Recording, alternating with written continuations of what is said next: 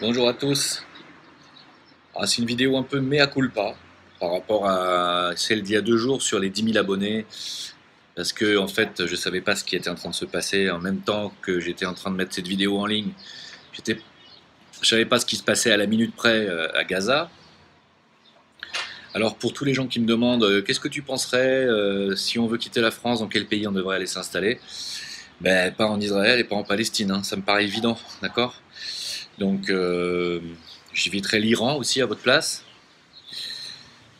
Euh, je vais citer BHL qui nous dit que l'armée israélienne est l'armée la plus morale du monde.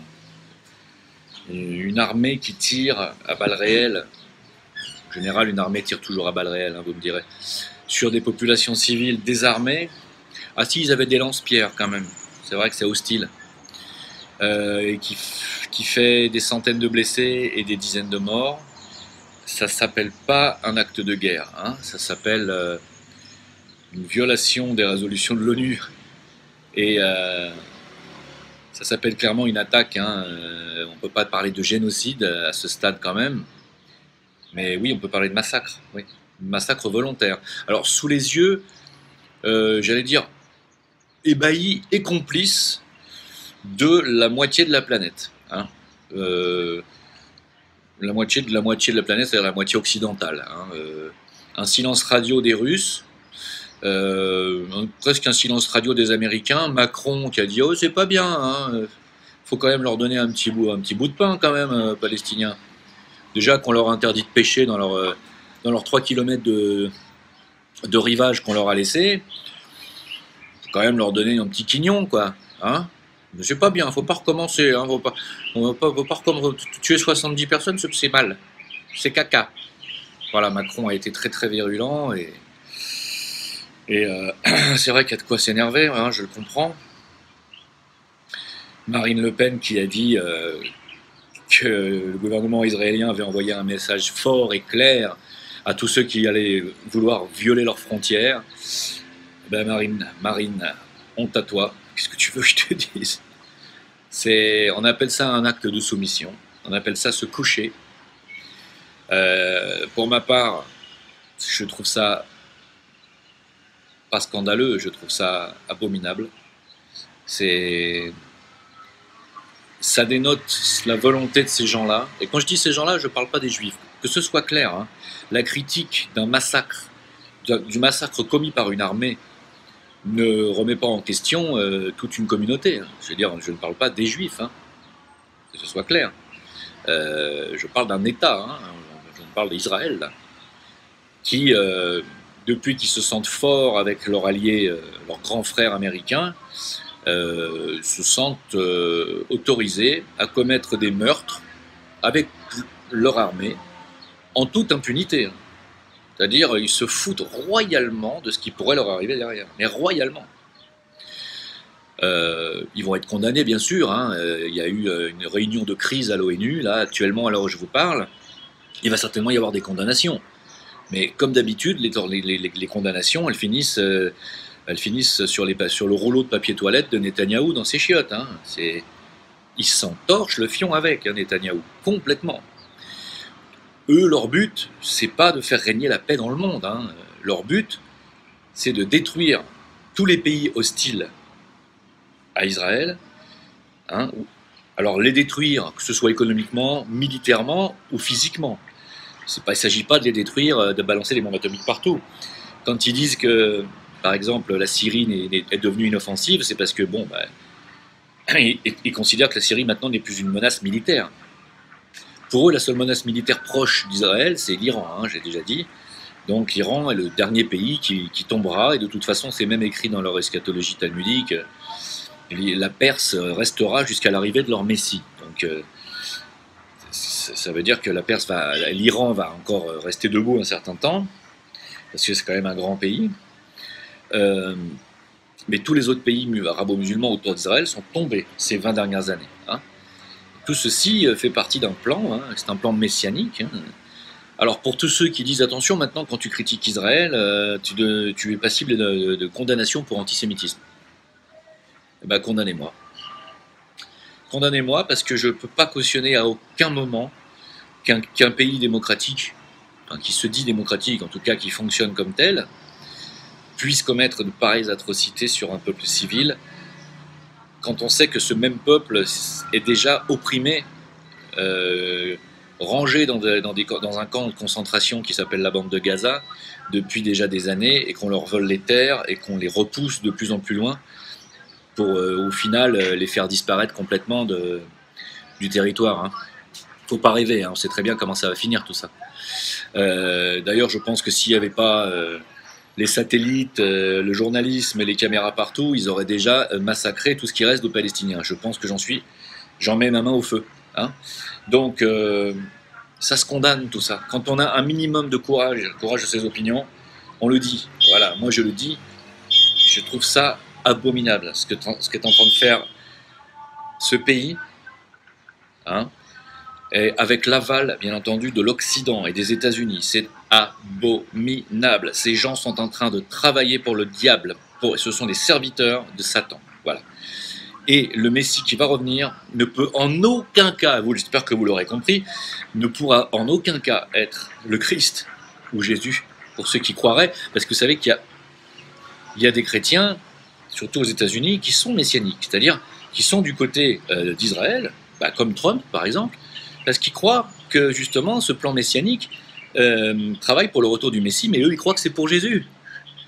Eh bien j'espère que vous avez quand même compris que Jésus ne viendra jamais s'incarner en tant que Messie pour un peuple qui se sert de son armée pour massacrer des civils. Mais est-ce que vous vous rendez compte de quoi on parle?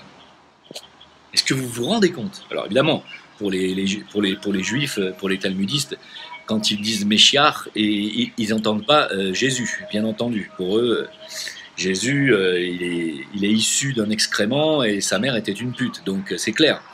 Mais voilà. Alors juste pour dire que lundi dernier sur Discord,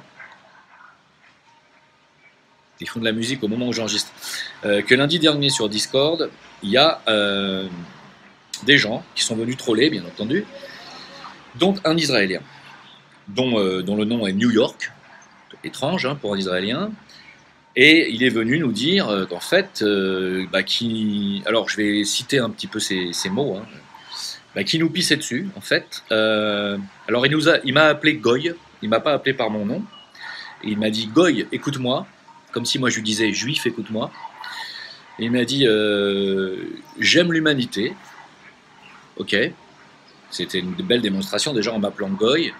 Il m'a dit j'aime l'humanité, j'ai rien contre les humains, mais je hais les nations. Je hais les nations qui nous ont chassés, nous les juifs, partout de chaque pays où on est allé s'installer. Alors, très bien. Bon, si tu hais les nations, tu hais aussi les peuples qui vont avec, parce que c'est pas les pays tout seuls qui vous ont expulsés, c'est les peuples qui étaient dans ces pays, d'accord? Donc fatalement, si tu détestes les nations, tu détestes les peuples qui vont avec. Hein.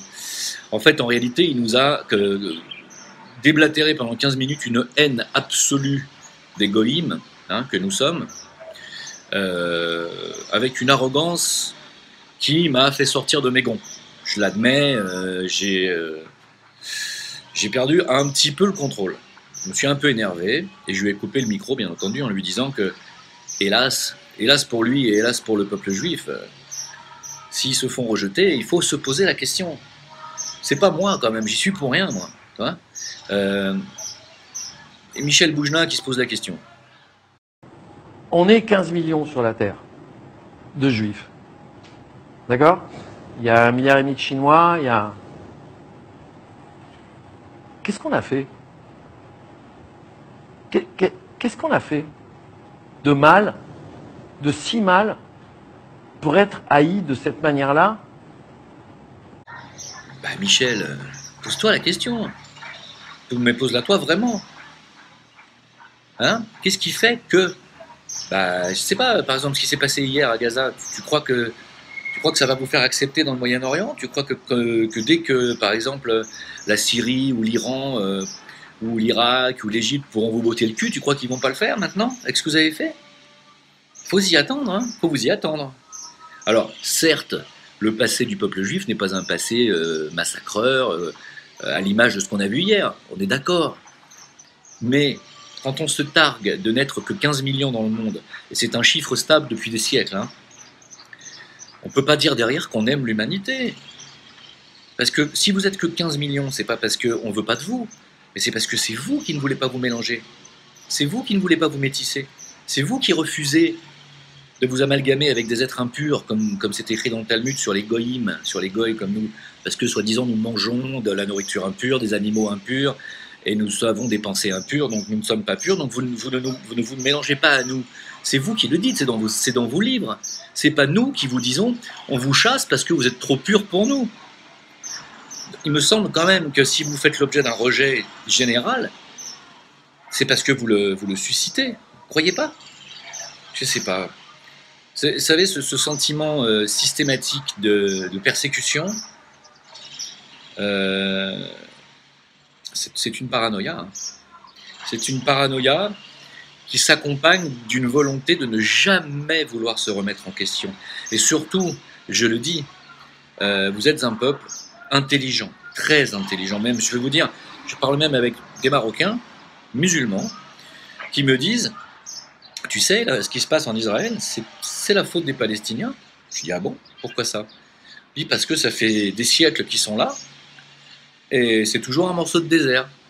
Quand les Juifs sont arrivés, en 50 ans, ils ont transformé un morceau de désert en un bijou technologique. Parlant d'Israël, Tel Aviv, etc. Ils ont dit c'est de la faute des musulmans, ils ont qu'à étudier, ils ont qu'à apprendre la technologie, ils ont qu'à... C'est pas faux. C'est pas faux.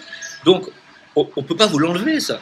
Vous êtes intelligent, vous savez manier la technologie, les arts, j'allais dire comme personne, on peut le dire.